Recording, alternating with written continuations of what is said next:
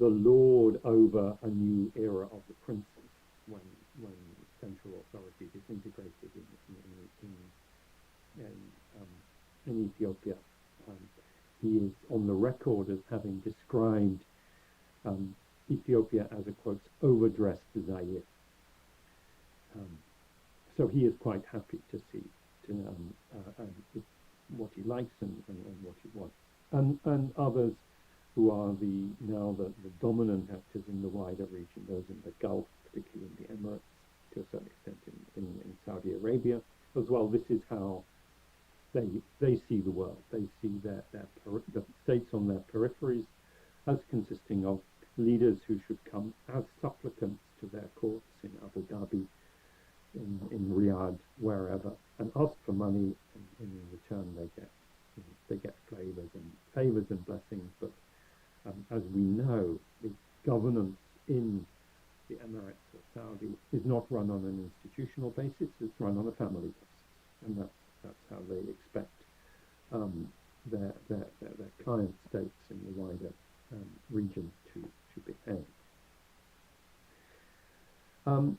Internationally, let me say a couple of things about where Ethiopia and Tigray stand in the international order at the moment.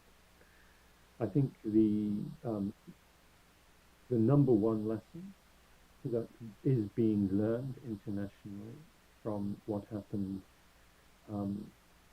last year is that famine works. Starvation as a tool of war works. It can drive a people to the brink of such desperation that they accept what they would, under any other circumstances, have considered unacceptable. And somehow, at an international level, despite all the norms and principles and conventions in the international community for the last 70 years, the leaders have said, okay, that's fine, we will accept that. The African Union has essentially dismantled its own norms and principles. If you look at the norms and the procedures in the Constitutive Act of the African Union, the protocol for setting up the Peace and Security Council, you will see actually subtly but very, very clearly they have been abandoned. And this brings me on to the point I want to make about the US administration with regard to Africa, and which is relevant to the recent visit of the Secretary of State to Addis Ababa. So the Biden administration decided last year to have a US African Leaders Summit in Washington, and it would invite all the African leaders in good standing with the African Union. So those who were suspended for various reasons, and it says Afwerki were not invited, but everybody else, including Prime Minister Abiy, was invited. In preparing for that, there was some debate as to what the strategy for this summit should be, and a proposal was made by a retired African statesman that the line that President Biden should take should be this. He should take several documents, the Constitutive Act of the African Union, which has, amongst other things, norms like objecting to unconstitutional changes in government, the norm of inclusion of the people in the affairs of the Union, the norm of non-indifference, which is the African Union will not accept genocide, war crimes, crimes against humanity. He would take the principles in the protocol of the Peace and Security Council, the principles in the Convention on Democracy, Governance and Elections, etc. And he would hold these up and he would say, yes, leaders of Africa, I have read the documents that you have solemnly signed, the treaty principles you have committed yourself to them, and I like them. We, as the United States, we believe in ending impunity. We believe in democracy. We believe in human rights. We believe in all these things. And it's all here. Welcome. This is the basis on which we will have our partnership. He didn't do that. what he actually did was he essentially said what we mean by African leadership, African solutions, is whatever you guys choose to do. Whatever President Obasanjo, Commissioner Musafaki, whatever you decide.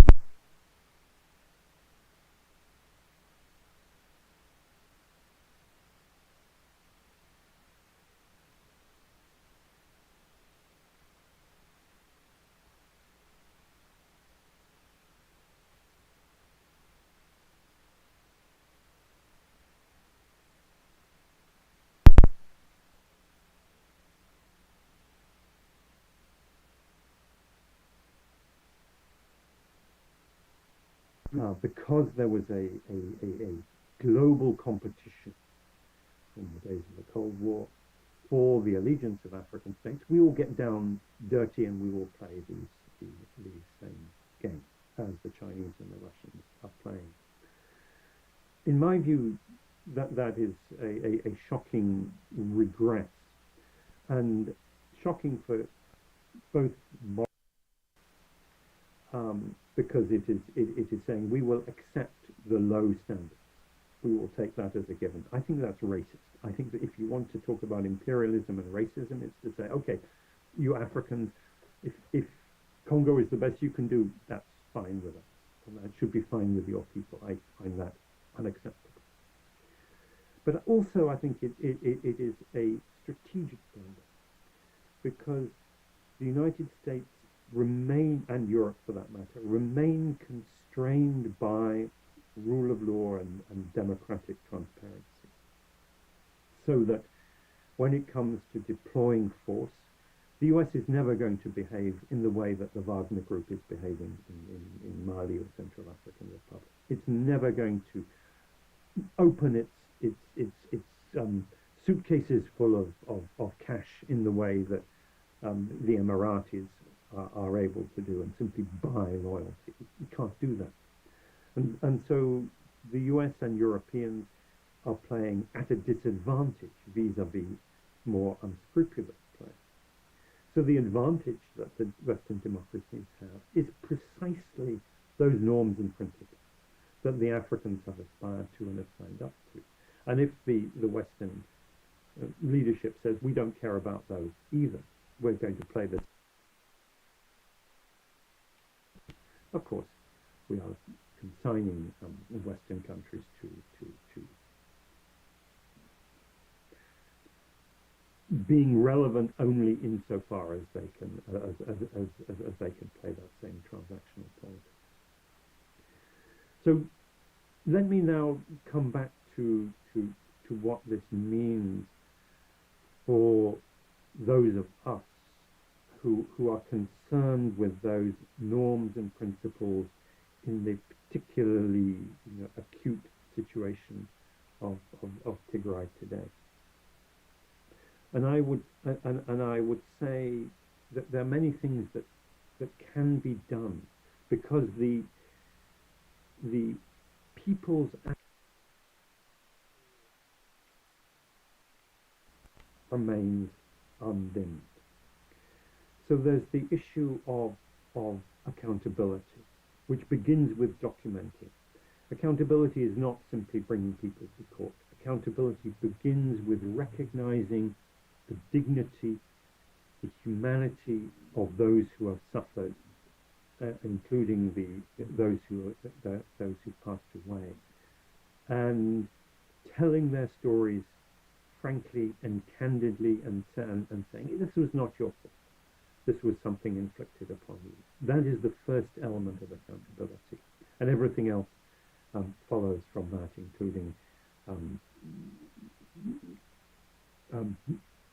prosecution, including and some things that we, I think, need to look at in terms of restitution and reparations. And there's a particular agenda here that is relevant internationally.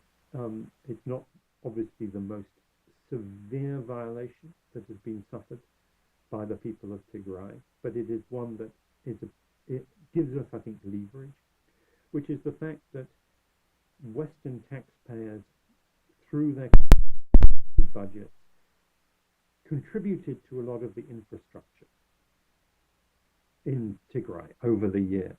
So the UK's Department for International Development, the USAID, the World Bank, etc., put a lot of money into, let us say, the water supply for Mekelle. And the state of Ethiopia came and it stole those things, which were paid for by the taxpayers' dollars of these countries. Now, should the World Bank, should the United States, should the UK be putting their money back through that same governmental structure to rebuild those same things? Surely that's wrong, and surely that's something that the authorities in Washington, London, Brussels, Paris, etc., will recognize is wrong. So there is an opportunity there for exploring a different way of doing business. So on the basis of recognizing that there's culpability, there's restitution, there's reparations that are needed. A similar issue, which is more grievous, which is, I don't know how many thousands of children were born of rape. These children are totally innocent, but they are their presence is extremely painful to their mothers, their siblings, their families, their communities. These children were born of the state. This was a state policy that these children should be born. So surely it is the responsibility of the state in Addis Ababa and also the state in Asmara to care for these children and their wider families. It cannot be the responsibility of those upon whom the atrocity of state rape was inflicted. There are many issues that we can explore here. Getting on to the issue of humanitarian assistance, which will become a priority. There was a meeting, as I'm sure many of you know, in Mekelle just 2 days ago, at which a whole range of NGOs came together to discuss how urgent assistance and rehabilitation should be designed and programmed. And what I gather is there's been remarkably little thinking gone into the prioritization and the strategies for assisting and rebuilding Tigray. And I think the foundational point here has to be that those who enabled the survival of the Tigrayan people as individuals, as families, as communities during these many months in the valley of the shadow of death, were the people, the communities themselves. They went, I mean, outsiders contributed a bit, but only a tiny bit. The formal authorities contributed next to nothing. It was the people who did this for themselves. And it is the people who ought to be facilitated to do it for themselves going forward, bypassing all the levels of authority that up to now have shown neither responsibility nor capability to do what is necessary. And then we get to, and this is really my final point, which is the point of institutions. The institutions emerging from this war are shattered on all sides. And the temptation will be to allow what remains of these institutions, particularly those at local level, to wither, and for there to be a sort of scramble for the resources that come through Addis Ababa and so on, and allowing the rules of what I call the political market, the scramble for these bits of resources, to further erode those principles of solidarity, of equity, of companionship and equality in struggle, and equality in facing extreme hardship. We must make sure that those those institutions are protected and preserved and not further dismantled at this time. So let me leave it there, and I will ask Solomon to begin to pose some of the many questions that I'm sure he has, a few of which I may be able to answer in part. Yes, thank you, Alex. And that was a very insightful remark and frames our conversation. So there are so many issues that he raised, which I will intermingle with some of the questions I have already pushed forward by colleagues and compatriots. So when you bring the development of instruments to avoid the pragmatic state and bring the meeting of minds, particularly during the time of the late Prime Minister Zenawi. Was there a plan B? If the Congo and Cameroon were to evolve, were there any safety nets other than the instruments that you have in mind, which were nascent by then, which was just in the development? And now, fast forward, so are we doomed, given the geopolitical alignment in the forces that has come to be? Are we doomed? Keep that in mind, and then I will start with some of the questions that have already been forwarded. Okay. So it took months to form the interim regional administration. Given the severity and immediacy of the humanitarian crisis, the government should have been formed within days, if not hours. What did you attribute this to?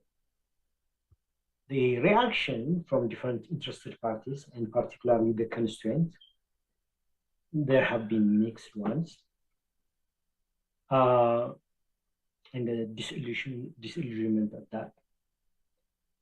Some people say the ruling parties, of course, particularly, this is attributed to the level of wisdom and political maturity in Tigray. Maybe the one that you mentioned about exceptionalism. It's deliberative, and the constituents are fully behind the vanguard party, and a tradition, one should trust that at the end will play out well. For instance, the election of which confirmed of Getachew Reda to chair the TPLF, and by extension, the interim administration. Others argue it simply is a paralysis, a group stuck with folks at the helm with no vision and direction, a natural outcome of a terrible deal in Pretoria. Others say lack of political tradition of accountability, and in the absence of independent institutions that can master pressure and influence. And of course, a 3 year of iteration, war, fatigue in the population. What's your take? Okay. So actually, let me begin at the beginning. There wasn't a safety net. There wasn't a plan B, and we can explore the history of that, but it is only now. It is now history, and I think perhaps one of the under-acknowledged failings of the period when Meles was in personal power was the neglect of Tigray. Tigray and the TPLF were actually allowed to wither, and the traditions that had existed before that were not cultivated.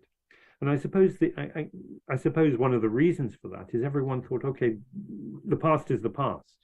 the next generation don't need to get into politics. The political issues have been resolved. The next generation should become engineers and doctors and teachers and so on, because that's what we need for development, and we sort of neglected the politics.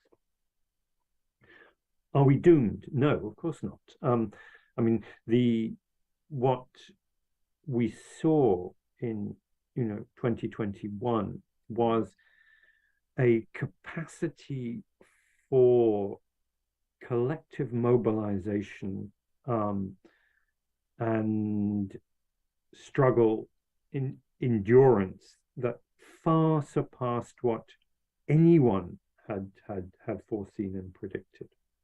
And of course, there is an exhaustion now, but but many of the principles and the norms and ethics internalized and relearned during that period are still highly relevant. Not that there should be a return to war, but the same sense that it was the people who led the war or led the resistance now can translate into it has to be the people who lead the recovery, and the conditions in Ethiopia, in the region, internationally, are very difficult and unpropitious, but nothing was as difficult and unpropitious as it was 2 years ago. So why did it take so long for these steps to be taken?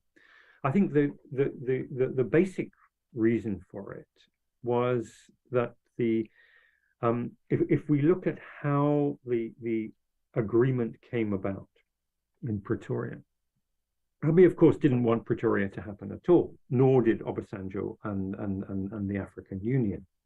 They basically had set up the African Union mediation as a foil for keeping everybody else out, so that they could pursue a military solution.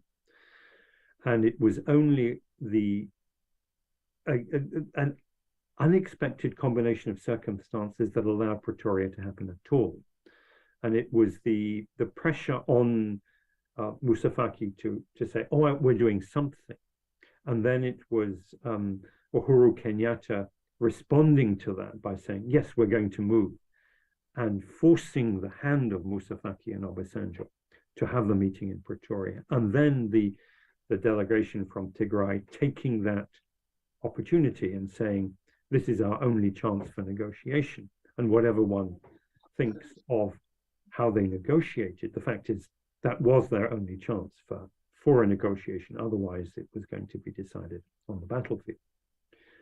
And so Abiy didn't know what to do with the agreement, that having, as it were, been forced into it. Although the agreement is extremely favorable to him, it was not what he was expecting or wanting. And what it did was it provided him with, it released the international pressure. This pressure had been building on him over Tigray.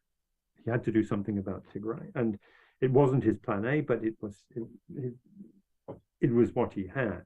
And the Americans immediately got off his back. And so he felt no pressure at all. And he could continue Abiy doesn't strategize. There's no indication of any strategy other than just different tactics stitched together. So his tactic is always to play for the day.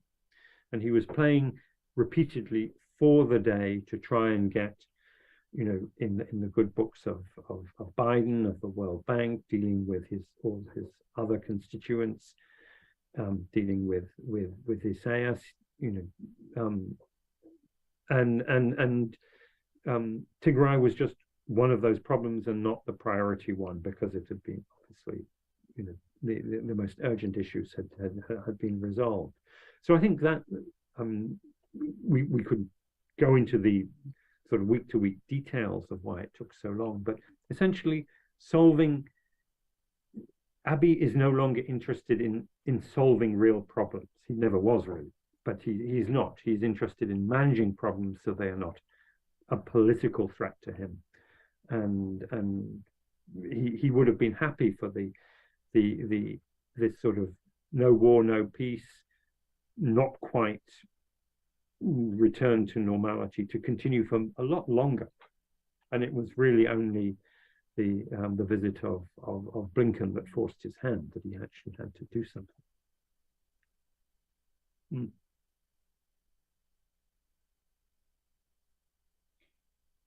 Thank you.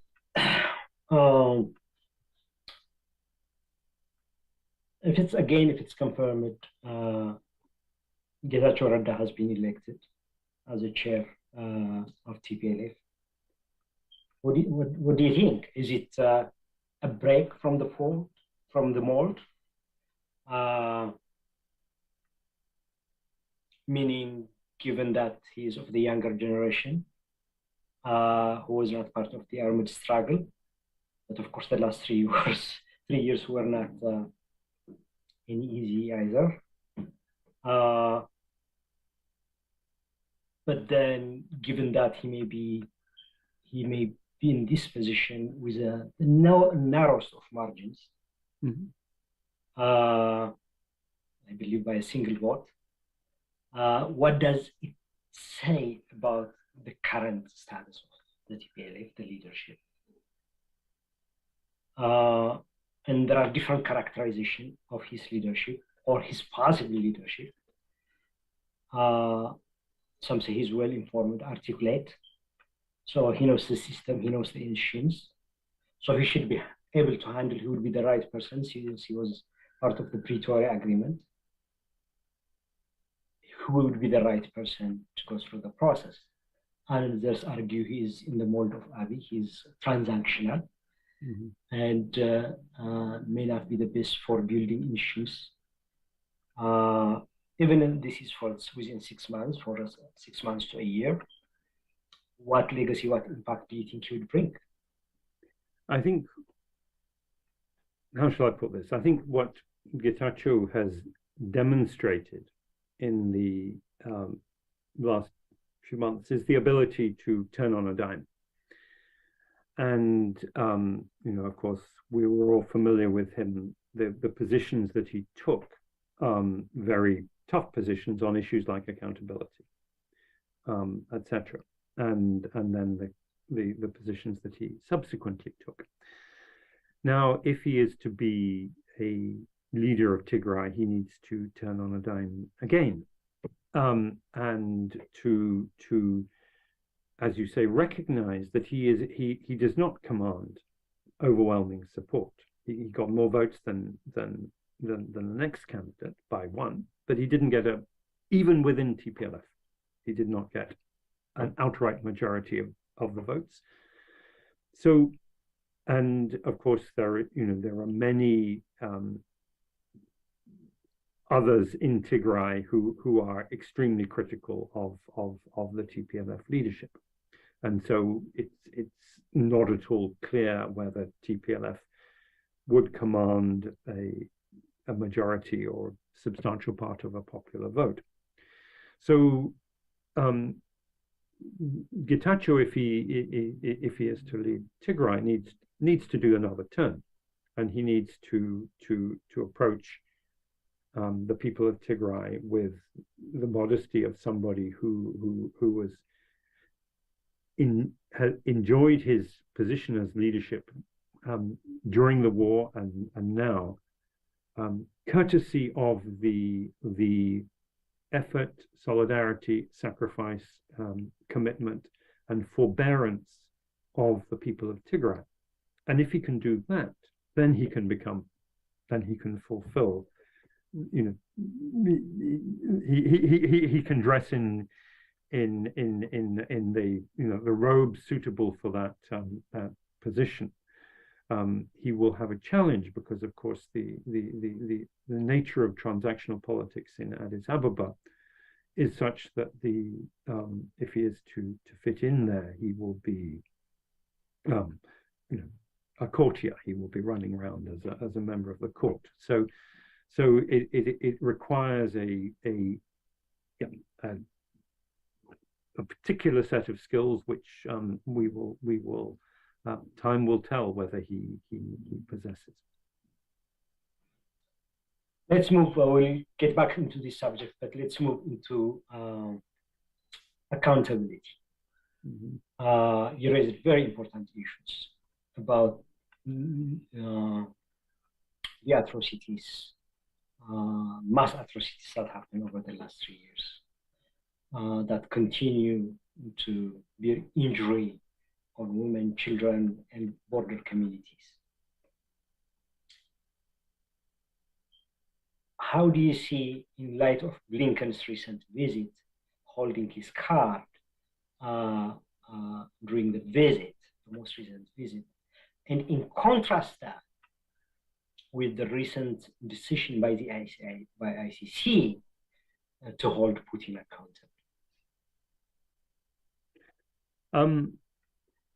Of course, speaking, if I were to speak as a lawyer, I would say that the particular reason why Putin can be held accountable is because the ICC has jurisdiction in Ukraine, because the government of Ukraine invited them in as a sovereign government to investigate, and that can be done. And there's no prospect of anything comparable in Ethiopia and Tigray. But the wider point, of course, is that there is a blatant double standard here. And the double standard is not just that even, whatever crimes Putin has committed are, the crimes of Abiy and Isaias are comparable or greater, and they are being, ignored and belittled, even though there is pressure on coming from Congress and members of the administration to hold the line on accountability.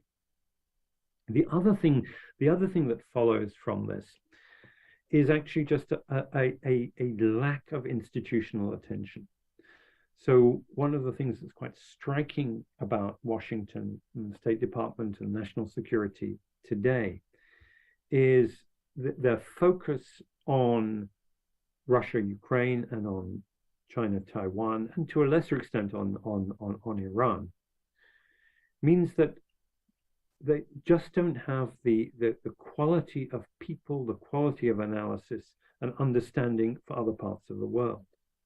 So the attitude, the approach to Africa is not only unprincipled, but it's actually stupid. It is actually not well thought through, and that is because they just they haven't put the effort into thinking through how the US would best pursue its interests, and that relates to the accountability issue, because there is every reason within all those African charters and conventions and commitments to pursue accountability. We'll come back into diaspora, particularly on this issue, given there was congressional pressure on Blinken, and his one of the reasons he had to deliver that message, or play the card. The diaspora's advocacy effort, it has been mentioned more than a few instances. If it was not for the diaspora initiative on making the agenda and persistent rally every single day for most of the year, and at least 2-3 times a week in front of the State Department, was one of the reasons they even started, that they have not done before, a diaspora desk. The effort to put pressure on Congress, do you think the diaspora could still have an impact? I think I think so, because not least because this is a bipartisan issue. This is not an issue that divides, it's almost uniquely not an issue that divides the parties in Washington. So I think that there are two strands to accountability that can be pressed, two buttons that can be pressed. One is the obvious one of criminal accountability, and actually three. The second one is this aid accountability, which I think is a button that hasn't been pressed but will be quite effective. Why should we be, paying to rebuild things that have been destroyed by a government that we are paying? But the third is accountability within the US government. There's some really tough questions that the State Department has to answer for why it allowed the war crimes, the starvation to develop as they did, why they opened the door for Isaias Afwerki. And nobody sees Isaias as anything other than a totalitarian at home and a destabilizer abroad. Why did they open the door to him? Why did they allow him to become the most powerful individual in the whole of the Horn? And so there's there's a policy accountability in Washington that should also be called for.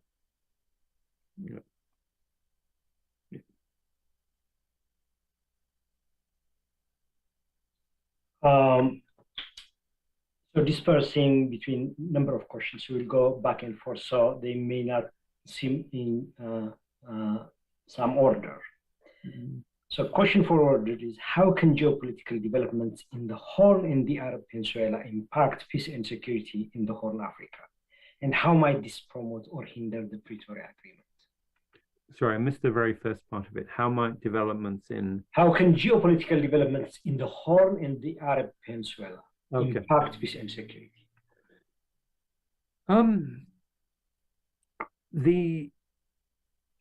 What happened under Trump, the Trump administration basically handed over strategy for that whole region to Israel, Egypt, Saudi Arabia, and the Emirates. And the Biden administration tried to pull back, but didn't get very far. So,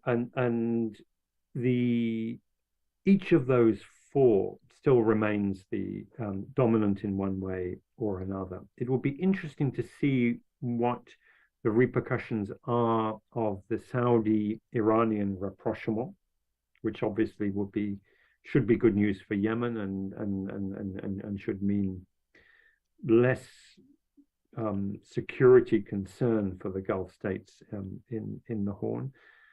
But I think that one of the cards that we haven't properly played is the Israeli one, because despite the enormous problems that arise with this current Israeli government, there is still a sensitivity in Israel to moral issues around genocide, and I think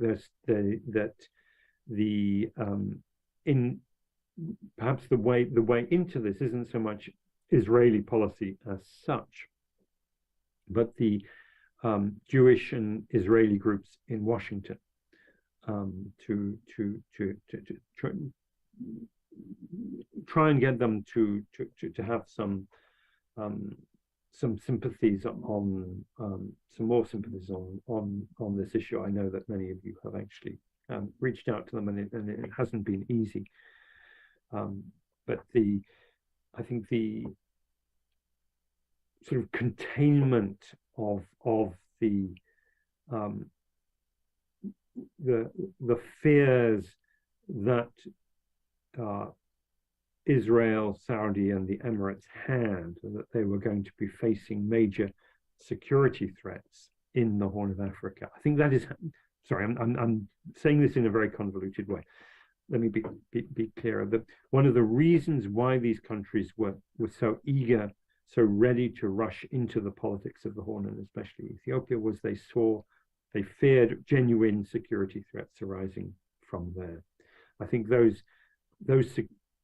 security threats have massively lessened. I think they were exaggerated anyway, but they have lessened, and there should be an opportunity for building a sort of common ground, that it's not in anyone's interest to see further immiseration, further turmoil, further conflict.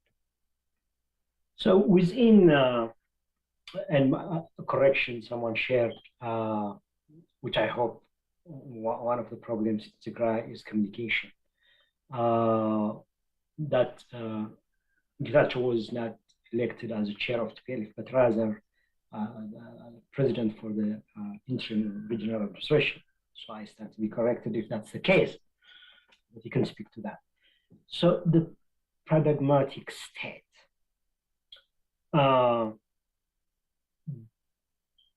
assuming Ethiopia is heading that way,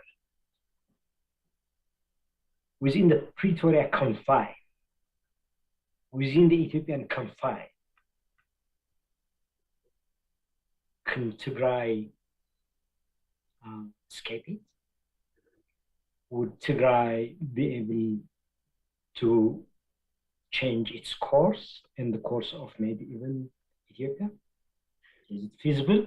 Is the exceptionalism of the Tigray people that was shown in the 17 years of struggle and were repeated in the last 3 years, can they pull that off? Not on their own, I think, is the answer, and not quickly. But there is no alternative to trying, I think, is the main answer. There should be, and it within the narrow confines of the policy framework for reconstruction and rehabilitation, it can be done in a equitable, inclusive, efficient, people-led manner. That can happen, and that will deliver, and it can also become an attractor for international attention, because I think there's widespread dismay about the way in which humanitarian rehabilitation development efforts, not just in Ethiopia, but more widely, are becoming corrupted and subverted. And if it's possible to show again, this is another way of doing it. This is a way of doing it that actually is done with dignity, with equity, with the support of communities, that builds up social capital, that allows people to stand on their feet. That, I'm sure, that can attract attention and resources, and can become an inspiration for others too. But as I said, it's let's not pretend it's going to be either easy or quick. It's going to be another long and hard road.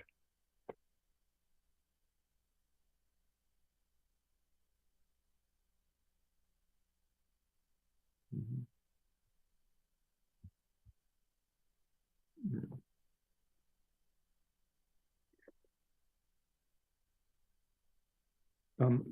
Sorry, I'm not hearing you.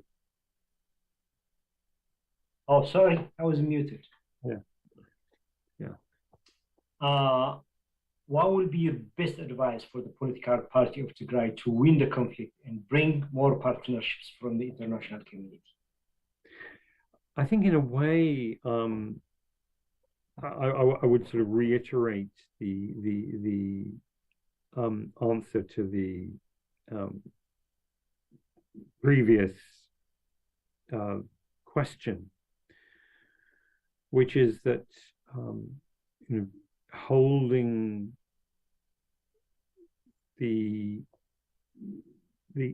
exercise of reconstruction and rehabilitation in Tigray to the highest standards, the legitimate expectations of the people is I think the way to do it. And I think it may be that the politics are going to, the high level politics, the interaction with Addis Ababa is going to be sort of corrupted by that encounter. That should not distort or affect or corrupt what happens in the towns and villages of Tigray. And I think finding ways in which the resources can go direct to the community level, directly to the community organizations, is really important.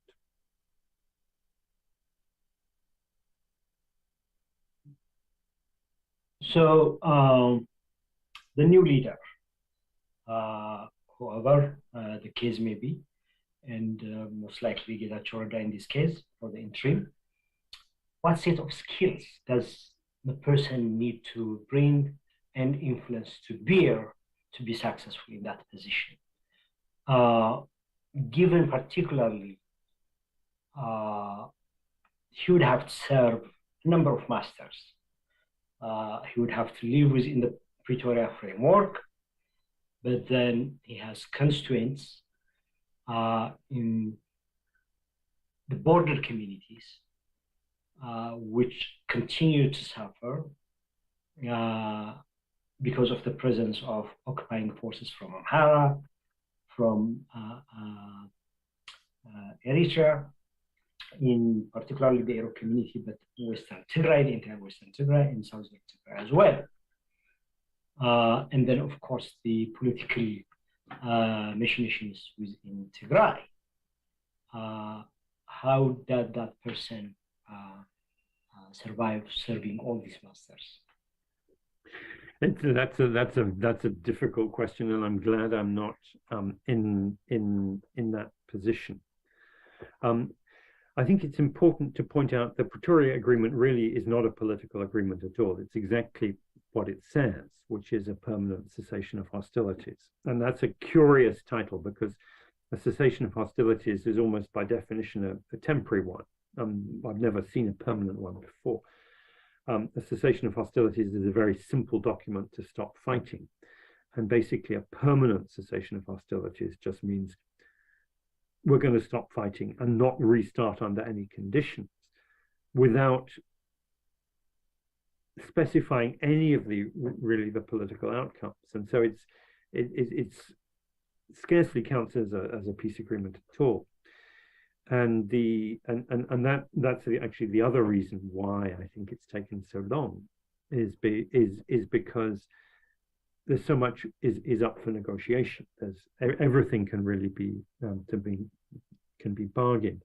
The key thing that's in and then there are a few things in there that were actually put in by the mediators, like accountability, like respect for human rights and for women and girls, which were put in, which are weak but nonetheless are there. They are hooks on which we could hang things. The bigger hook, the one significant political hook, is respect for the Constitution. And one of the ironies, as we all know, of this war is that actually it was the Tigrayans that were fighting to keep the Constitution, to uphold it, and the federal government that was fighting to turn it on its head. But one of the successes of the federal government's public diplomacy was to make out that it was the one upholding a legitimate constitutional order, rather than the other way round. And it was one of the failures of the government of Tigray public affairs leadership to make that argument. And because actually it was Getachew Reda who really failed to articulate that one, it would be interesting to see if he's able now to articulate the same argument in the context of the peace process, because it is still a process. But actually we need to have the constitutional boundaries of Tigray need to be restored. But of course, one of the great weaknesses of this agreement is there is no third-party oversight or reporting mechanism. It doesn't even report to the Peace and Security Council in flagrant violation of the basic principles of African peace and security. So I think the particular skills and strategies that would be required would be, first of all, to find any means possible, now that there is some recognized agreement, for getting that underwritten, certified by the AU Peace and Security Council and hopefully the UN Security Council, so that that constitutional principle can become a point at which the correct pressure can be brought upon the federal government to make sure that the constitutional boundaries are respected. Those boundaries may then be revised by a constitutional process, but they could not be. But the status quo ante has to be restored if the constitution is to be respected, because of the unconstitutional seizure of territory. So that's a particular strategy and skill set required, but are the people of Tigray doomed to the instruments of the regional African Union mechanisms? Well, they have other outlets. There should be enough African leaders who recognize. I know there are some, but there should be enough who recognize that the AU's procedures have been extremely irregular and need to be corrected. And in doing that, they could correct it. Unfortunately, one of the things that was written into the agreement was debarring the government of Tigray from communicating with the international community, precisely because some of these points had been made in letters to the UN Security Council and the African Union and so on, by Debretsion, and that was probably the most effective public diplomacy, but that's now history. But there has to be a way of marshalling that African and international consensus around those issues. I think, is it going to happen within the Ethiopian political arena? Possibly, if alliances can be built. And one of the things that the TPLF did not do during the course of the war or since has been to really build a broader constituency of support across Ethiopia. And maybe that's another political, another dimension to politics that should not be neglected. What are the lessons from Sudan, South Sudan, Somaliland, and others? The lessons are that if you are skilled at presenting your case internationally, you can get quite a long way, and I think the diaspora here has been very effective. It was particularly in the early stages, became less so as in the middle stages of the war. But crafting that message is crucially important. I think getting a harmonization between the political and the business community can be absolutely essential to not only getting the resources directed in the right way, but getting the harmony across those who influence politics. And crucially important is the cohesion and discipline of those with guns. So the making sure that the Tigray Defense Force, under whatever authority and name that they have going forward, remain disciplined, effective, accountable to, and responsive, sensitive to the people. All those are pretty crucial. A colleague of mine shared something of her concern, which should be shared among the wider audience, and have heard it oftentimes, unfortunately, is the role of women in the political affairs and future of Tigray. One disappointment that was shared was among the 5 or 6 candidates, there was no woman. Given what we have gone through the last 3 years and the disproportionate hurt and injury on women and the brunt they continue to carry, what do you say is our political maturity and response to that? I think that is an absolutely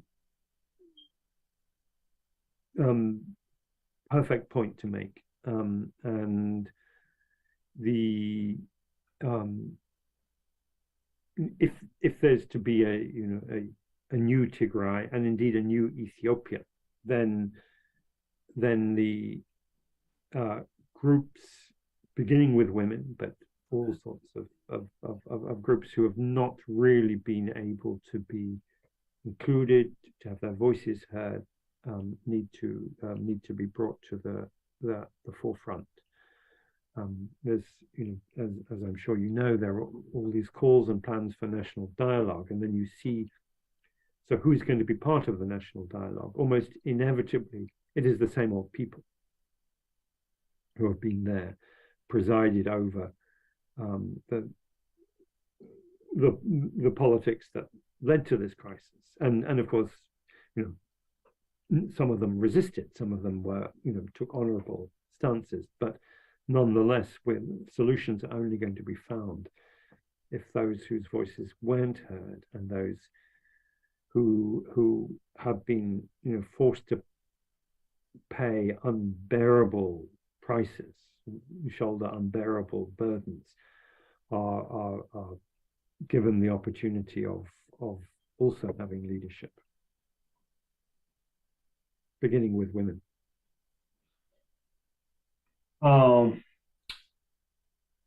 The elephant in the room when it comes to regional security, Isaias Afwerki, and his recent travel to Kenya, Sudan's visit to Asmara, Russian involvement in the region. Should an effort be made to make sure Isaias is brought to ICC?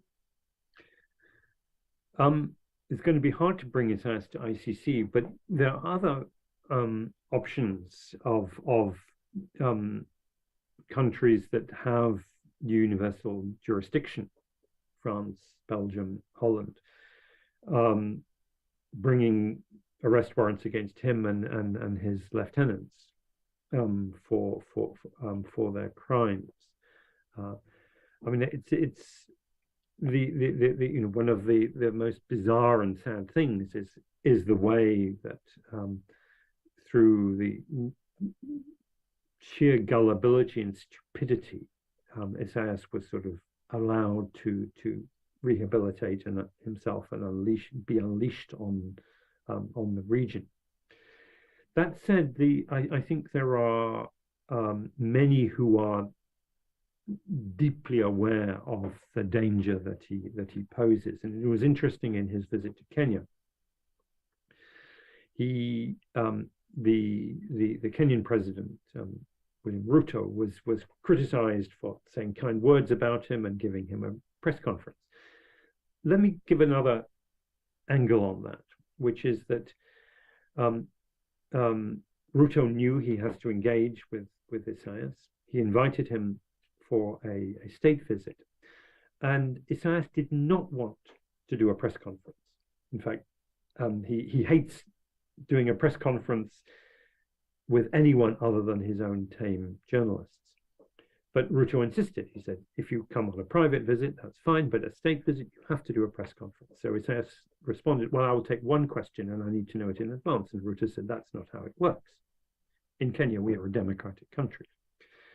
And this was deliberately set up so that Isaias would humiliate himself.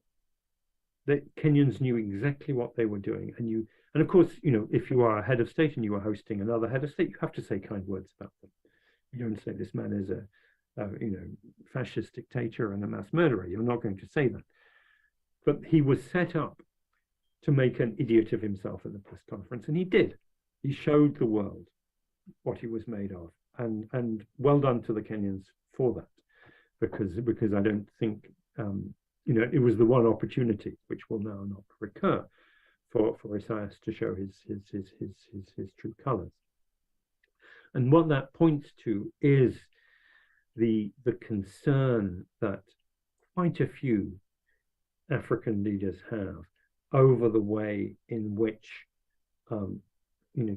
Isaias himself is incredibly dangerous, and the Sudanese leadership know this too, and there are some Darfurians who are playing with him, but they also, the Sudanese know how far you can allow someone to go. They're quite sophisticated in this regard.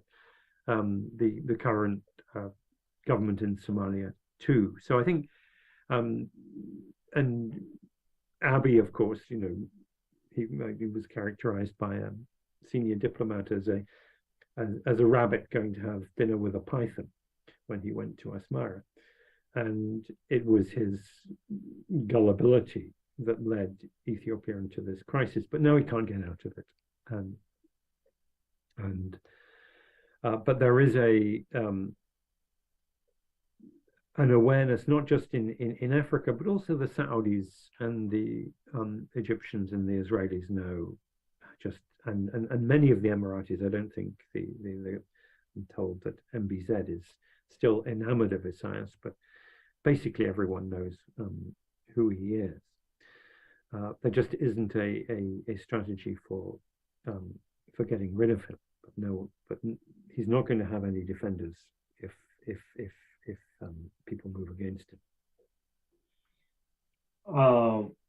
Genocide is the highest crime, but also is of an order that for some communities could give certain sense of urgency. In mind is the Europe community and the Kunama community. Is there not a statue that they can directly have access to and make their case with ICC or other UN mechanisms? The follow-up question with that is, do you and your organization, World Peace Foundation, have any plan to support exposing, documenting, and publishing genocide committed on the people of Tigray to ensure accountability and justice? So, on the first question about genocide, the sad reality is that the Genocide Convention does not require in states parties such as the United States to do anything when genocide is committed in another country. There is a misconception that that identifying, declaring genocide puts a legal obligation on a country. It doesn't. And we saw this in Darfur in 2004, when there was a campaign in the United States, the Save Darfur campaign, declare Darfur a genocide and get the US to intervene. And what happened was that then Secretary of State Colin Powell declared it was a genocide, but he said, but our existing policy will not change, which was a policy of engagement, negotiation, humanitarian relief, etc. And that was a grave disappointment to the genocide advocacy group. And I had this discussion, I remember, at the beginning of the Tigray war and Tigray genocide. Don't put too much hopes on a genocide declaration for unlocking action, because it won't necessarily do that. And the same holds for these, these smaller communities which are under very, very serious threat, the Kunama and Iraq. So let us, but that doesn't, but even while we bring down our expectations for what would be the outcome of, bringing attention to the genocidal crimes committed against them, there are still plenty of avenues for bringing up their case at the UN, the African Commission on Human and People's Rights, which has been quite courageous on the Tigray issue. Not very effective, but you have to keep these things, alive, because there will, you may try a whole host of different routes of trying to get, universal jurisdiction accountability statements from parliaments, commissions to take them up, and most of them will not work. But if one does, then it's worthwhile trying. But I think the most important thing at this moment is documentation, and just continuing, relentless documentation, and getting journalists in there. I mean, that's one of the shocking failings of the last few months is the modest attention by the international, the press of all kinds, to Tigray and to documenting what has happened there. We at World Peace Foundation, we're a small organization, but we will continue to do what we can. We're trying to facilitate the circulation and the publication of documentation of sexual and gender-based violence and starvation crimes in particular. Within the confines of the Pretoria Agreement, again, or framework, is it feasible to build an open society within Tigray, a pluralistic society, with a model on top of the pragmatic state? Is there a room for it? Yes, there is. I mean, we look at earlier on I was criticizing the Pretoria Agreement for not really being a peace agreement. The only politics in there is really creation of a interim authority and the constitutional issue. But by the same token that Abiy and TPLF leadership have been negotiating over all these issues over months that are not specified in the agreement because the details simply aren't there.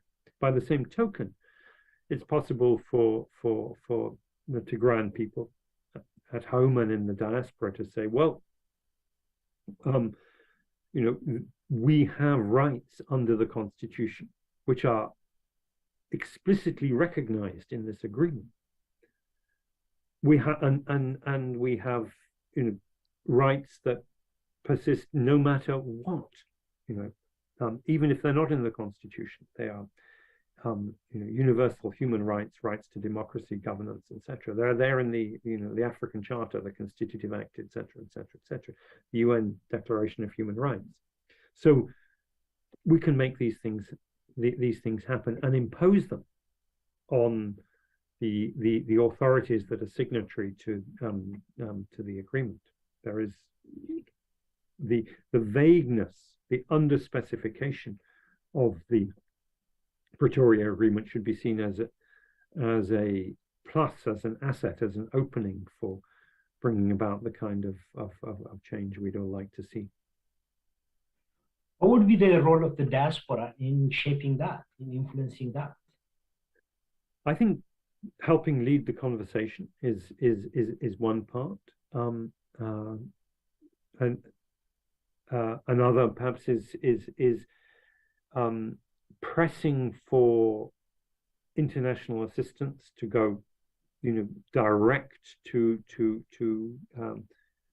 communities, for encouraging plural views, multiple media outlets,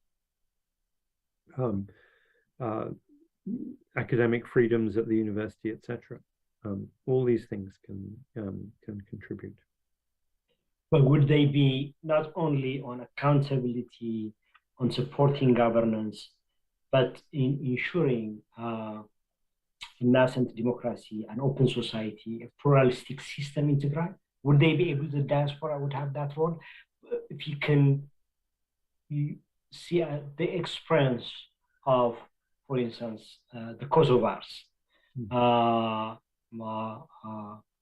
and others who had important role in influencing the shape of their home country. What are the lessons?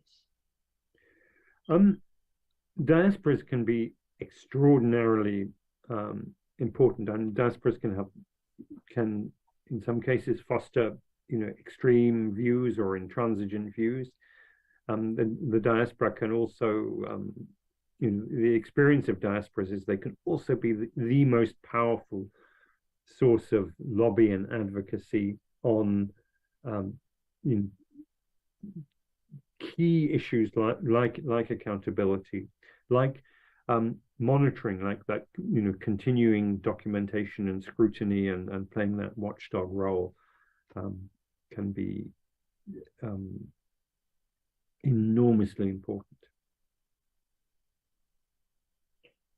The role of media.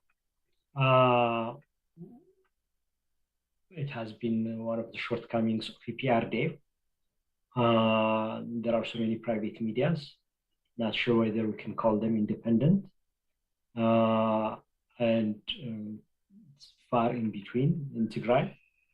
What would be the development of a nascent media in propagating democracy within Tigray and advocating for Tigray?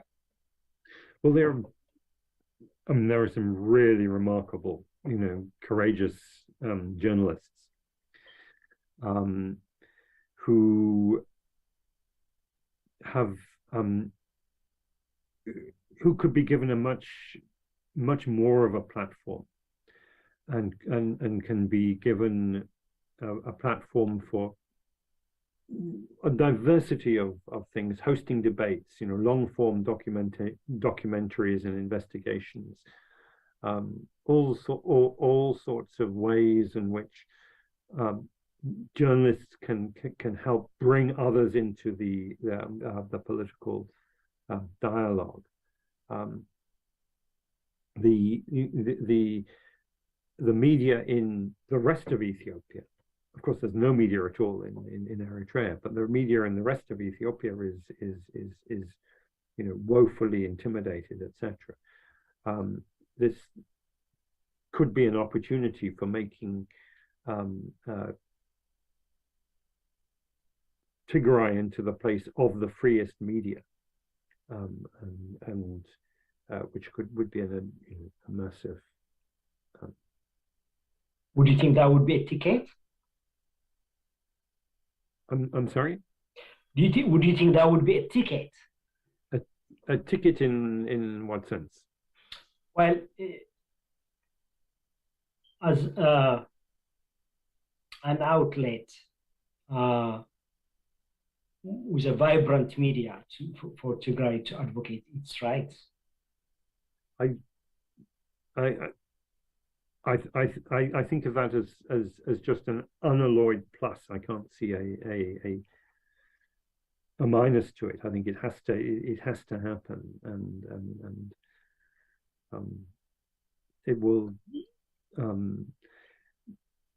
And apart from anything else, just for people who have suffered these absolutely outrageous abuses, violations, hardships, to be able to feel that their voice is heard. Well, thank you, Alex. And there are a number of issues. I think we're going to come back and have more conversation. This is going to raise a lot of conversation, and I think this is just the first. The intent is for the people of Tigray, the larger audience, particularly those who are listening directly with access to English language and capable to get it. And I think our media friends would also make this available in Tigray now. So the idea is to have this conversation. One thing that during such crisis and really paralysis is not only to bring solution, but to avoid any source of conflict that would lead to violence. So we have a world of serious debate, but then an outcome of a mature political process. And because you are part of it, we are very grateful.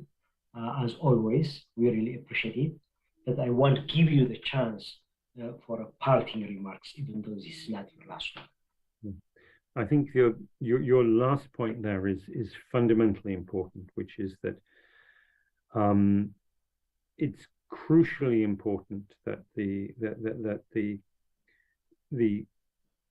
intracommunal and intercommunal violence that is scarring so much of Ethiopia does not come within the community of the Tigrayans, and that sense of respect, of communal solidarity, of tolerance, forbearance, and civility is maintained. I mean, despite of course, there's a diversity of political views. We can have all sorts of opinions about the leadership and where what was done right and what was done wrong at different times during the war. But let us debate these issues openly, of course, but with without threat, without coercion, without silencing, without and above all without any violence, and then on that basis it's possible to move forward and see a brighter future. Thank you, Alex. This has been wonderful. We'll continue to have you, and thank you for being our guest today. Thank you. It's a pleasure. مو ناي لما أنتي مدونا مس أليكس ودينا لنا زينا من جمري أيو تمسس على البرنامج كخصوص اليوم هم تفلتوا في الله زانا قدام مدل لكلنا لتنا بحال تجراي توكلي إن تصفن جبر بحال تفلالي حسابات اليوم تفلالي راح تيغونو ولا تسابقت لهم حسابات اليوم ثم تسابقت حسابات جن تسابقت تجوارات كونو عندليو بتعمل عوي مكراي شجرين يحزونا بالتفلالي direction وين مخديت بعد شكل خدم دلنا أبز من قد زيجن بزح فتوخ كهليو جن زير جن ببسلات